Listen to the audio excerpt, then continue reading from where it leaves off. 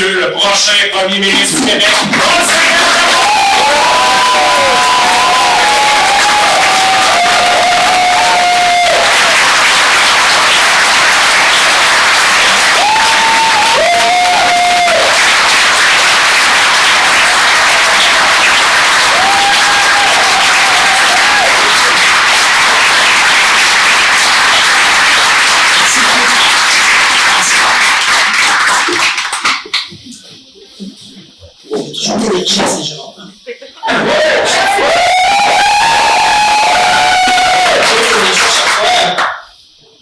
J'ai de belles choses à vous dire aujourd'hui. Je commence par contre en saluant Réal, Jean-Denis, l'appui du Bloc qui est vraiment le fun en ce moment. Je l'ai mentionné hier à Terrebonne parce qu'il y avait 2 vidéos, plus 3 députés, mais on sent que notre caractère assumé pour l'indépendance rassemble.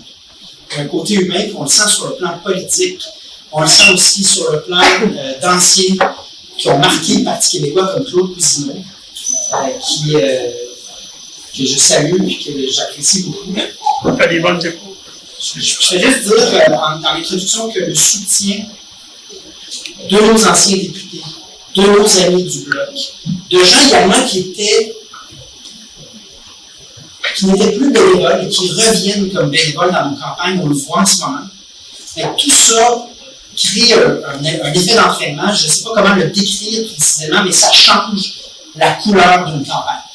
Ça change de la manière dont on s'adresse aux gens, ça change des interactions comme tantôt, où les gens viennent nous saluer, puis ils disent « Ah, je sais pas, c'est important, là, tout cas, vous faites bien. » On a du plaisir à faire de la campagne, notamment parce qu'on a l'appui de gens qui comptent. Je salue évidemment tous les candidats qui se déplacent pour ces événements-là. Et voici ce que j'ai à vous dire après quelques jours de campagne. Premièrement, on mène exactement la campagne qu'on voulait mener. On a commencé la campagne en disant si l'indépendance, cette question-là, elle est fondamentale pour l'avenir de la nation québécoise. C'est la langue française dont il est question parce qu'on nous invite à se résigner avec une loi 96 que tout le monde a compris ne freinera pas le déclin linguistique et culturel. On a complètement assumé ça pendant que les autres partis, eux, ne veulent pas parler de ce sujet-là. Certains partis vont même jusqu'à sous-entendre que c'est parce que ce n'est pas un vrai sujet. On s'assume, nous, on l'inscrit dès le premier jour. Le français, c'est un vrai sujet.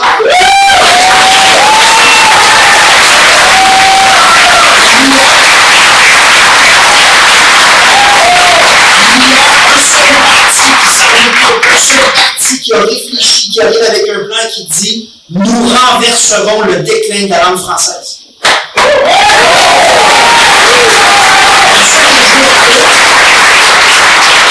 Jusqu'au jour 2, pendant tous les partis parlent d'autres choses, nous on parle de réchauffement climatique. On parle d'environnement en disant il y a sûrement moyen de rassembler les Québécoises et les Québécois autour de cet enjeu-là également. Et on va sûrement y arriver si on offre des solutions aux gens, si on offre quelque chose d'attrayant aux gens. Et on voit le momentum de la campagne où nous, on parle de choses fondamentales pour l'avenir. Et c'est ce qui nous distingue positivement.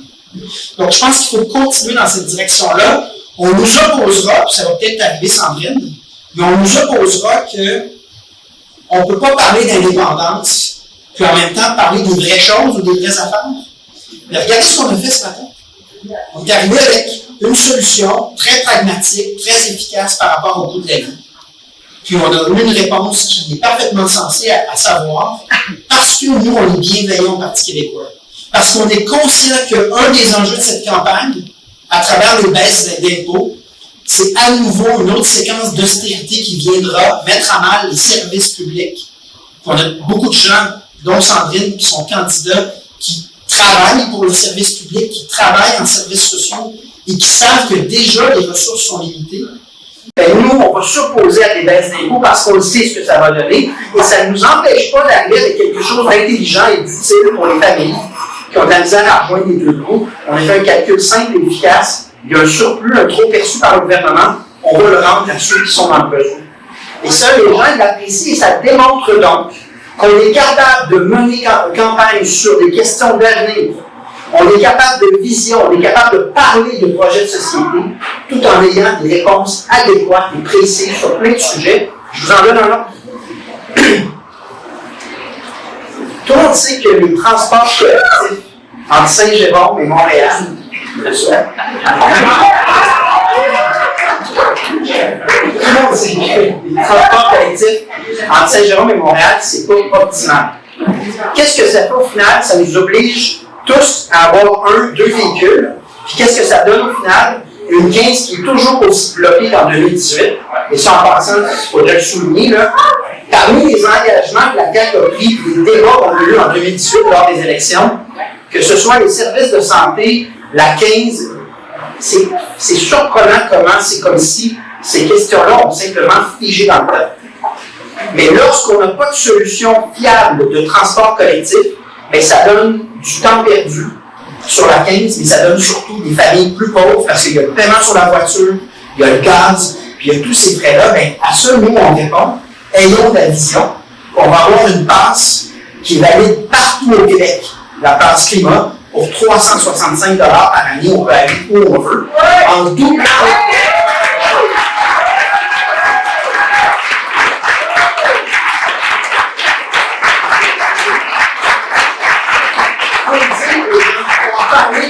Il y a des solutions si on a de l'ambition.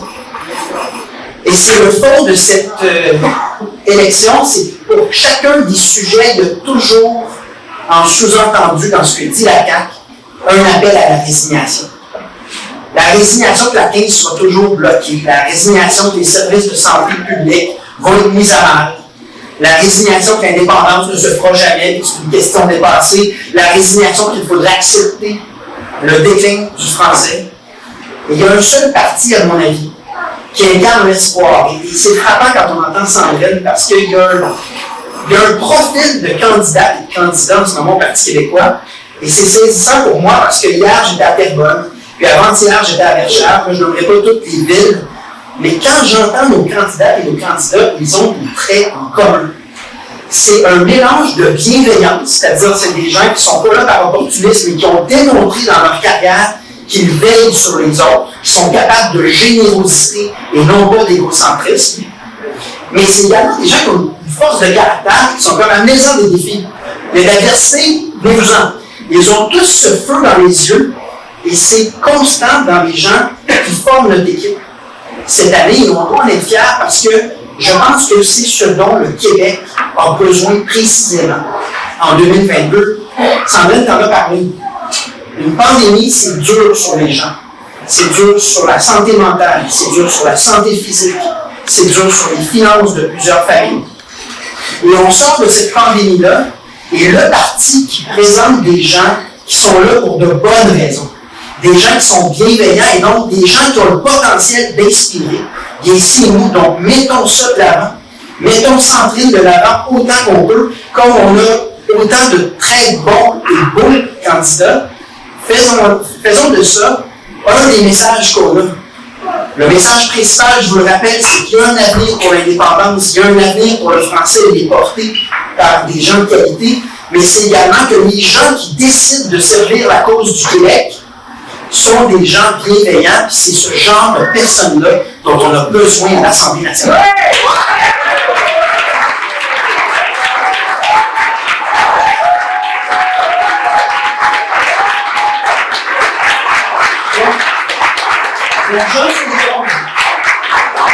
Jean Saint-Jérôme, dites-vous que des indépendantistes, des amoureux de la langue française, des gens qui veulent du transport collectif, des gens qui ont à cœur un service public de qualité en santé et en services sociaux, ces gens-là, ils sont très nombreux à Saint-Jérôme. Au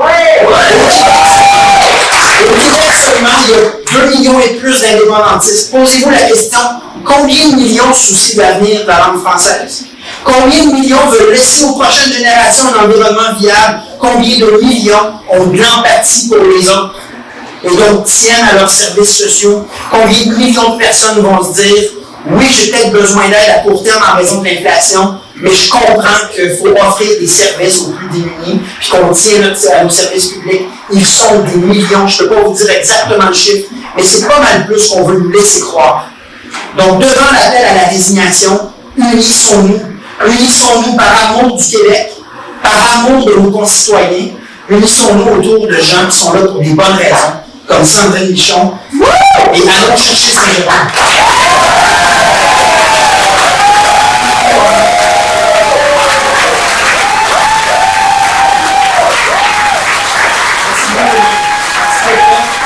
Soyez là pour le bénévolat, c'est important.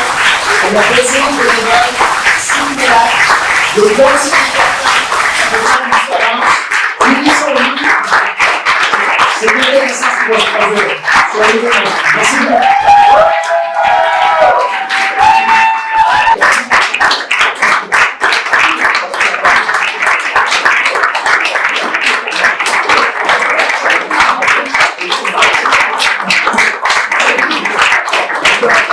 C'était l'allocution du chef du Parti québécois, M. Paul Saint-Pierre Plamondon, ce mercredi 31 août 2022 à Saint-Jérôme.